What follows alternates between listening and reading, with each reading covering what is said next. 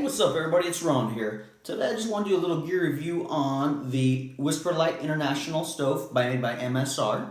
So this stove is going to retail right about $99. You might get a little more expensive, a little cheaper here and there. All in all, good ballpark base, about $99 for this stove. This is an excellent stove. They call it international for a reason because you could use it many different types of fuels on it. You could use kerosene, you could use white gas, you can use unleaded fuel. This great stove here has got some pros and some cons to it, however. The setup itself comes with this fuel regulator that sits on top of your fuel bottle and the stove and the windscreen. So this whole setup here, just the stove itself, weighs in right around 11.2 ounces. So, you know, 3/4 of a pound-ish. It's a little heavier than most setups, but it's a good, solid, bulletproof setup. The fuel bottles here you get separately. They'll come in sizes of 11 ounces, 20 ounces, and 30 ounces. I use the 20-ounce bottle on mine. You honestly probably go with 11-ounce bottle on mine, 11-ounce bottle. I have never ever used all my fuel. Actually, I've always had plenty of fuel left over, so I think maybe the 20 ounce is a bit overkill, just extra weight that you don't actually need. Another pros and cons about the stove. So the pros, it's got a nice wide base to give it some stability here. The con here is also your platform to cook on is also very wide. When it comes to using a smaller stove or smaller pots, it doesn't fit. It's too small and it won't hold it. Kind of forces you to use a larger pots. Now this MSR stove setup is actually made to fit in the 1.5 liter MSR stainless steel pot. So to keep all this stuff together, it all fits in there nice and neatly. It's great, compact together. But some of the cons of this stove also is that, one, you got to buy the fuel separately, but on the bright side it is a refillable stove bottle, so you can't just throw it away when you're done. You get more fuel, pour it in there, reprime it, keep using it over and over again. The biggest con to me is when you prime the stove. One, it takes about 2.5 minutes just to get the stove ready, get it warmed up, ready enough to use. It has a large youth-size, soccer ball-size flame. So once you light it, you get a pretty good sized flame, which is where the windshield comes from. This tin foil, or this piece of tin, will wrap around it.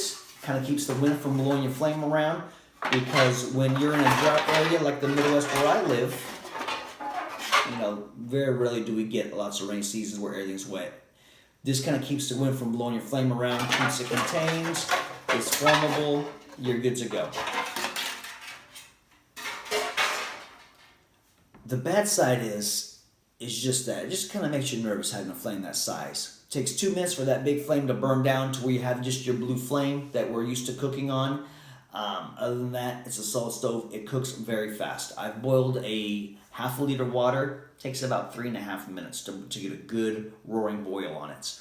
At altitude, it's a little bit longer, obviously. I've used this at 10,000 feet. It is a solid stove, no problems. Fires right up. I've used it at 1,000 feet. No problems, fires right up. Cons, again, kind of outweigh, or don't really outweigh the pros, but it is a heavy setup. My entire cook setup with this, with the pots, the pans, the silverware, you know, the stove, the fuel, it weighs in right at 2 pounds, 2 3/4 pounds. So not quite 3 pounds. It's a bit heavy for your ultralight backpackers who really want to cut weights. Solid stove, very useful, but in a backpacking realm, and I don't know. I'm also going to try doing some other reviews here to kind of compare how stove quality goes versus weight versus efficiency. All in all, this is a solid stove. I really enjoy it. I'll show you here. I'm going to fire it up. I'm going to boil some water on it and let you guys see that. All right, got it primed. Let's open it up just a smidge.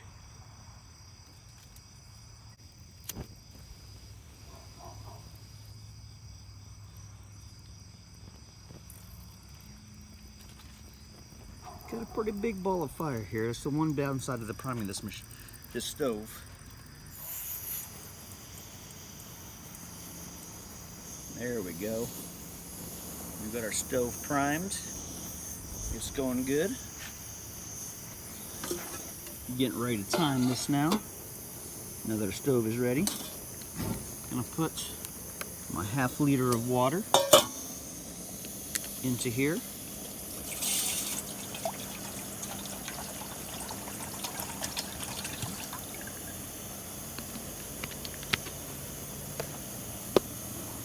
set this right on top of the stove. So we're at 2 minutes now. I'm gonna pull this off here.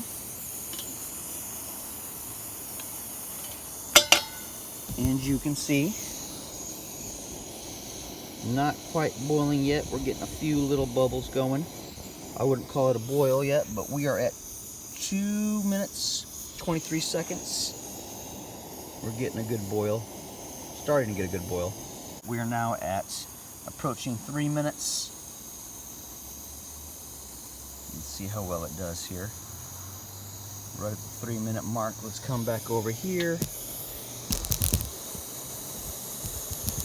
take this lid off again.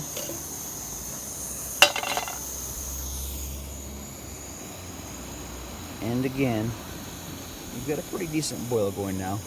It's not rolling bubbling, but you got plenty of bubbles. So 2.5 minutes to 3 minutes, you can boil half a liter of water. That's good enough to cook with. Again, the cons, it's a lot bigger units. The pros, you could run almost any kind of fuel to get it going. Rolling boil,